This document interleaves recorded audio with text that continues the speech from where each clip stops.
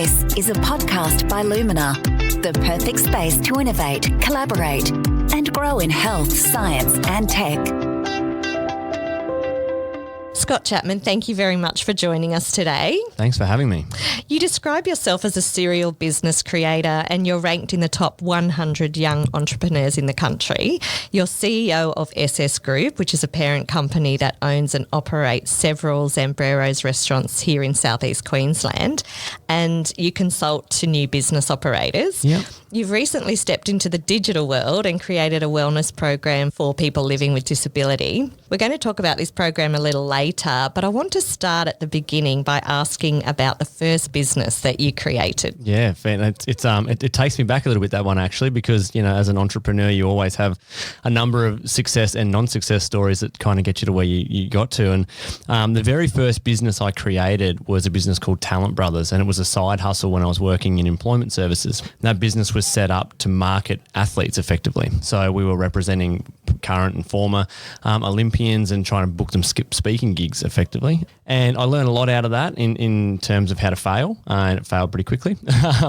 So we then transitioned into the organisation that I was in for quite a long time. It was called BurnFit Industries. And BurnFit Industries was a business that was set up to import rehabilitation equipment for athletes and also provide training platforms for high-level boxers. And we worked with a bunch of world champions who were Australian-based boxers but based in America. And we travelled to the UK and America with those guys, which was really awesome. And funnily enough, Tim Black, who was also a co-director of Able, was my co-founder in that business as well. And that was where we started our sport journey, I suppose, or understanding the importance of exercise and nutrition.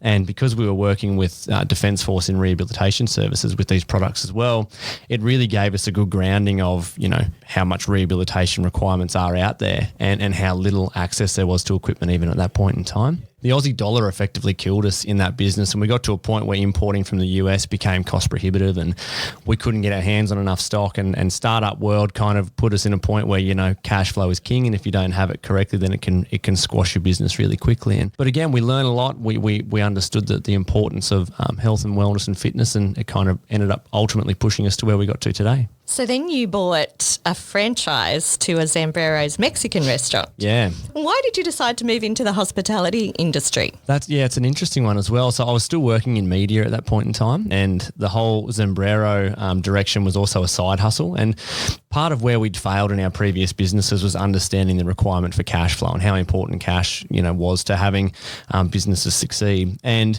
you know, hospitality was never something that I'd done previously, and it also wasn't something that greatly excited me. But what did excite me about hospitality was that if you structured those kind of businesses correctly, you could get really good cash flow, you could get really good autonomy, and that could potentially fund the projects that we really wanted to work on. So then when we started looking at businesses, you know, franchising is a very simple way to get into businessing. There's a lot of process that's already set up and in place for you. And then we then started to break down, right, what franchises would be what we would want to work in. I love Mexican food, which is always a big benefit. But at the same time, Zambreros has a wonderful ethos in terms of its philanthropy approach to business. And, you know, for every meal they sell, they donate a plate of food to someone in need. So Zambreros as an organisation to date have donated around 53 million meals to people in need all across the world. And our restaurants have contributed around 2 million meals to that total, which is really cool. So, you know, for us, looking at an opportunity to have a number of businesses that were cash flow positive that could fund out what we wanted to do and also give back at the same time was what really ticked the box for us. So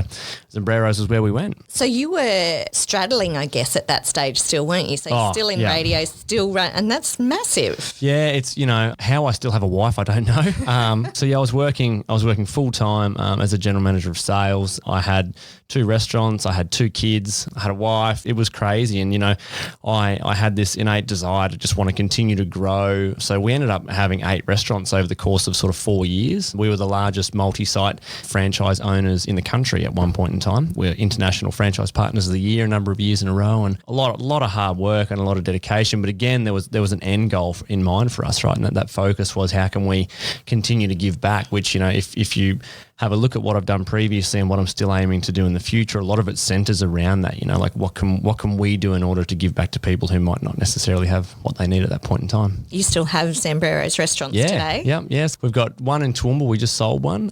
We've got 3 here on the Gold Coast still. We don't intend on doing any more, but they're still great businesses. And we have the luxury of employing a whole bunch of young people and helping them get to where they want to get to in life. And we have managers and a general manager who we profit share into our business. And ultimately the desire is for those individuals to buy little pieces of our business office over a period of time so we can help them get into their own entrepreneurial kind of world, because we had some great opportunities afforded to us to get us to where we are today. So again, we're trying to give back in that way at the same time. So Scott, then in 2016 you became a director of Brave Hearts, which is a not-for-profit organisation dedicated to protecting children.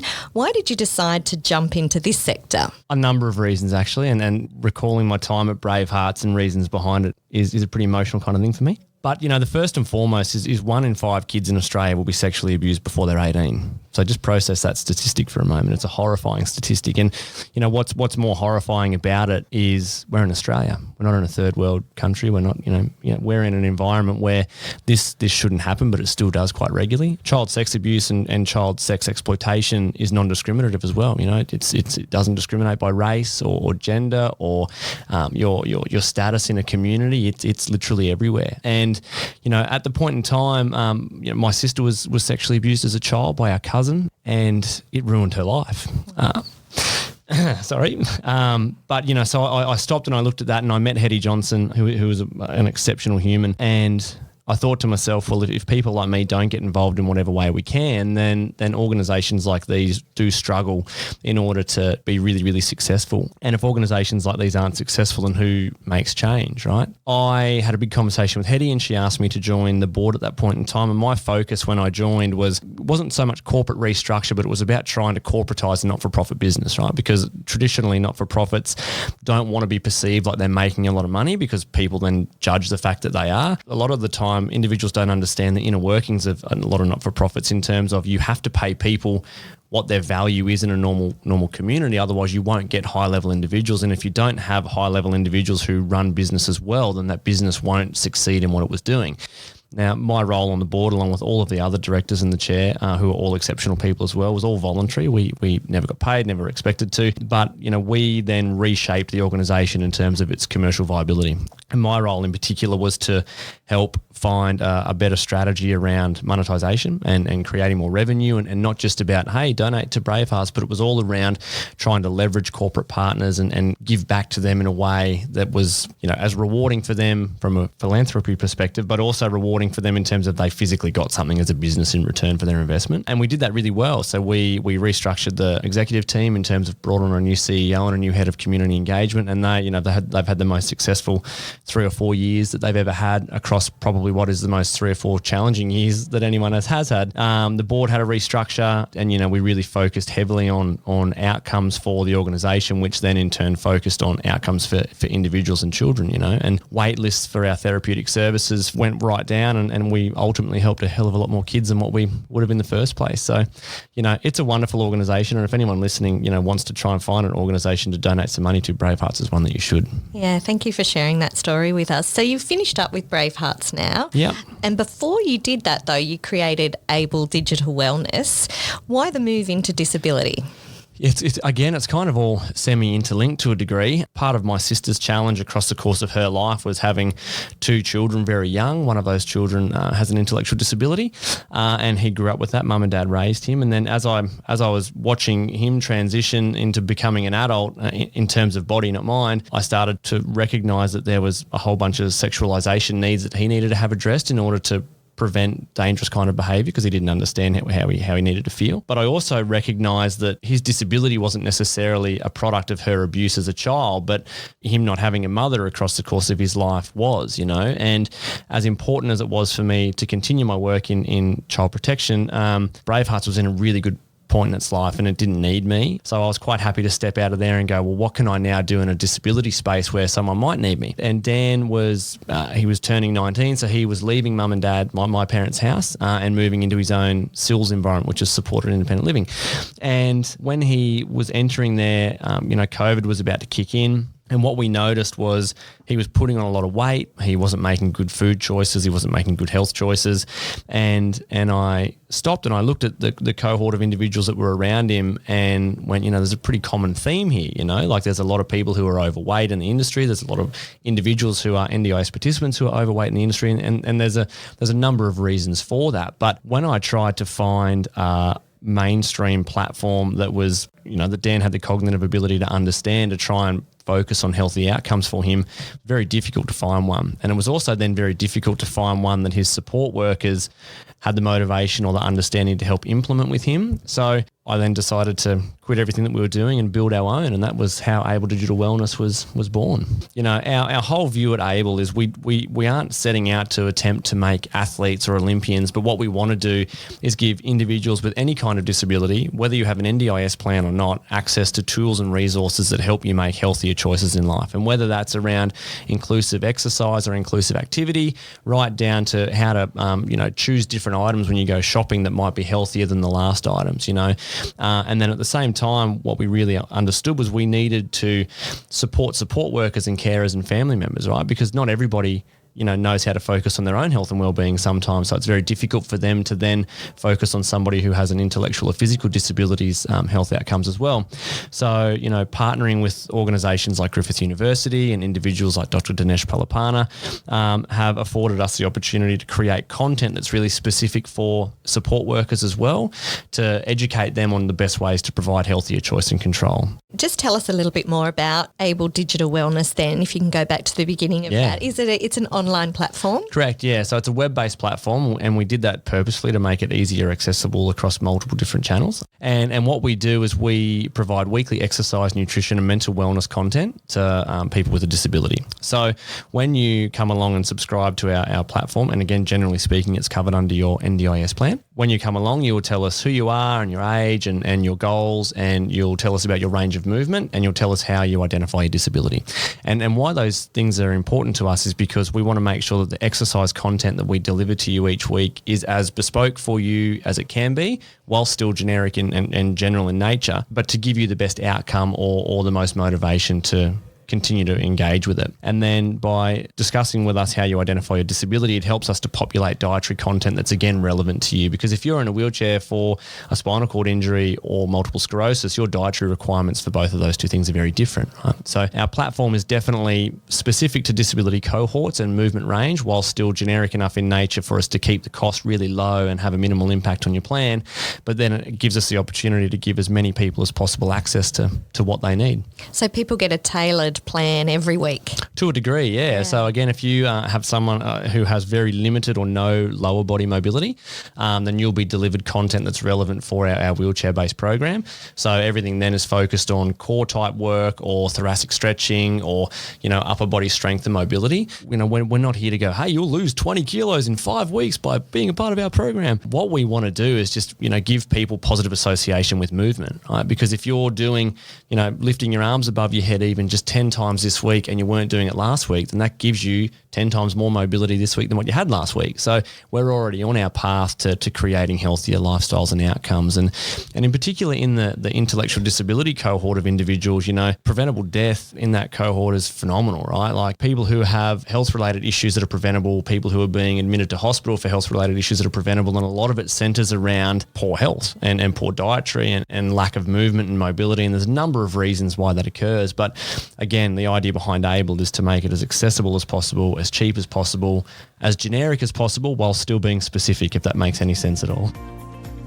You're listening to Health Tech Talks, a podcast series delivered by Lumina. To find out more about Lumina, visit the website luminagoldcoast.com.au and sign up today to receive your Lumina Opportunities Pack.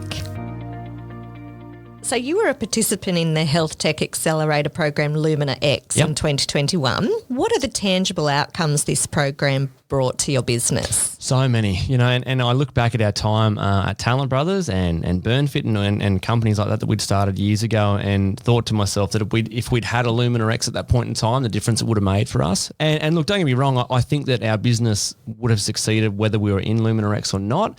The big difference was that we had so much more structure, so much more advice, and we probably got to where we were going to 12 months quicker by having Lumina X, without a doubt. Having access to mentors across a whole different number of industries who were happy to give us advice around the clock made a very big difference. It gave us the opportunity to structure our pitches correctly when it came to capital raising. And still today, I think we're like 3 months or something out of the program, and I'm still in here today talking to other members who went through the program with us and working on their own health tech platforms, and we're still gathering ideas. And so, the tangible outcome really for us was structuring a really good cap raising pitch where we got money. So we filled our first round instantly. We had multiple companies vying to buy into us, which was great. And then, having a connection of individuals post the program that could still focus on outcomes for our business was amazing. So, I'd been around business a lot and I'd done a lot in my lifetime, but when you literally build something from an idea from scratch, from day one, ground up, and you're bootstrapping, and you've got no money and you're trying to pull people in and around you to have some experience, you're sitting here and you're going, where does this end, and how can I create better process and better structure? And, generally speaking, again, all entrepreneurs go through the same kind of thing to a degree. And when you add 3 kids at home, another business, and a wife who's going, hey, honey, are you coming home at all today? Remember me? Yeah, you remember me? Having structure and accountability and guidance, made such a difference. And if we could have been a part of Lumina X for 12 months instead of 3, it would have been even better. But we took the 3 months for sure. Yeah. And with the capital raising, that would have been so much harder, I'm assuming, without this opportunity through Lumina X. Look, I'm a salesman at heart, and that's why I cut my teeth in media sales. And so I would have pitch to people and ask for their money without a doubt. That wouldn't have been a problem. But structuring it in the way that we did here, determining what a valuation of your business was before you really started turning over revenue, how to structure a cap table, how to work on employee share option programs to make sure that you were getting the right people involved in your organization at the right time. All of those things were so foreign to us. And without a program like this, it would have meant that we were probably underselling ourselves massively. We still would have raised the money that we set out to achieve, but it would have been probably half of what we got because we weren't doing it right, because we didn't place the same level of value on our business that we could have. You mentioned Dr. Dinesh Palapana before, and he's an incredible Queenslander. He's Queenslander of the Year. He's the first quadriplegic medical intern in Queensland, and he's doing some amazing research. Too. He is,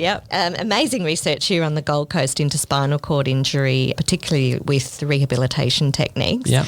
What role has Dinesh played in Able Digital Health, and how has his mentoring and endorsement supported your team? Yeah, Dinesh is a wonderful human, and you kind of, when you think he's like 50 years old because of everything that he's done and the things that he talks about, and then you realise his age and you go, this guy's even more crazily phenomenal than I thought he was. Dinesh has helped us across a number of areas, right? So he identifies completely the need for our business in the fact that there's a disparagingly large health gap between people with and people without a disability, and no one's really focused on trying to address that. There's 800,000 people in the country who have diabetes, 400,000 of those have disability, and if you stop someone going from pre-diabetes to type 2 diabetes, there's a saving of around $7,000 per annum per person to the federal government in terms of, extended health costs if we can stop that, right? So when we started talking to Dinesh about what we were trying to do, his view was I need to be involved in some way, shape or form because I can see that there's a large problem here that needs to be addressed. So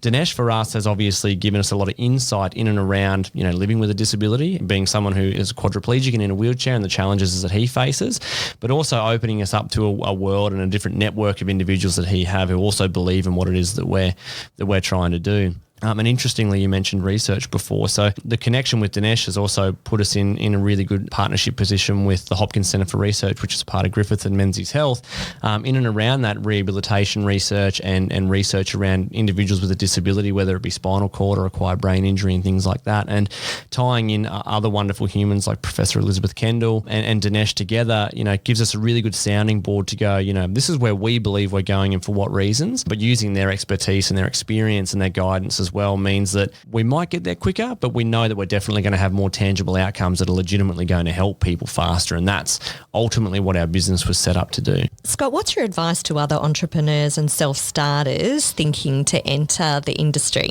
I think the biggest thing is being able to self-critique, drop your ego, leave it at the door. One of the big things for us was having the ability, you can enter a Lumina X program and be given all the advice under the world. But if your ego isn't in check, you can sit there and go, what do you know about my business? I built this business. I'm going to do it how I want to do it. And you probably can, but at the end of the day, the idea about getting into health tech accelerators or accelerators in general is to not have to spend a boatload of money to get a whole bunch of advice from people who are probably smarter than you to a degree. Well, they definitely were smarter than me. And, that is a big thing, checking your ego at the door, making sure you've got a good plan and a good strategy. And my big view, which again, you can see across everything that we've done, is having an outcome that has a philanthropic approach to it, because if you're going into business purely to make money, then you know what, you probably will, and you can be content with all your money at some point in time. My view is, and I think the view of the larger world right now is, if we can continue to create businesses that give back and we can continue to create businesses that are there for purpose, profit for purpose is okay, if you're using it to help somebody who can't necessarily help themselves. And my whole view, from day one was, if we could get that part right and we can help people who need that assistance, then people will support us. And we've seen that so far. It seems to really be about legacy for you. Absolutely. Someone told me a long time ago about writing your own obituary, which kind of seemed really weird, but it's also not. Like if you sit back and you stop and you go, how do you legitimately want to be remembered? I don't want to be remembered as some entrepreneurial guy that made a boatload of money. I don't want to be remembered for any part of money. Money's a natural part of the world, however, and in order for me to accomplish the things that I want to within my family and for the greater good, I need money. That's a given. But absolutely, I want to be remembered as somebody who spent a whole bunch of time trying to give back to people who needed to be given back to. And I want to teach my kids that same theory, because, for me, if we can all subscribe to that and we can teach our younger generations to focus on people around them rather than themselves, I think that ultimately we will rebuild a better world again, and a world that's not so selfish. That would be nice. It would be very nice. Scott, we're doing this interview from Cohort in the middle of Lumina development on the Gold Coast, a lovely spot. As a local entrepreneur, what are your thoughts about Lumina? I think the whole precinct's wonderful. And interestingly, I didn't know much about it prior to being a part of the Lumina experience. And, again, once you arrive here and just even watching the ecosystem here grow from when we were here months ago to what it is now, just really demonstrates the amount of money and time and effort that's being put into growing local entrepreneurs first and foremost. But also it goes to show how many people there are out there wanting to genuinely make a difference, because the majority of us who are here and are a part of, I think it's Startmate that's here now as well, are all trying to make a difference, and that's the coolest part about it. I think what it is now and what it will be over the years to come is going to be something truly special.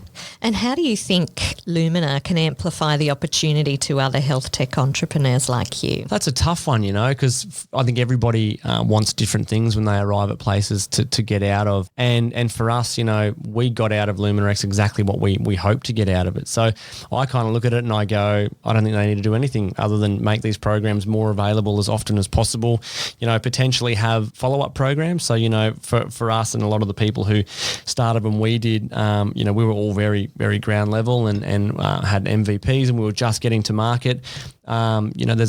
There's a lot to be said that once you've gone through 6 and 12 months of growth, how you then scale up and go from there again. So seeing perhaps secondary programs that weren't programs necessarily that you needed to apply to be in, but they were automatic re-entry for individuals who had gone through the original process.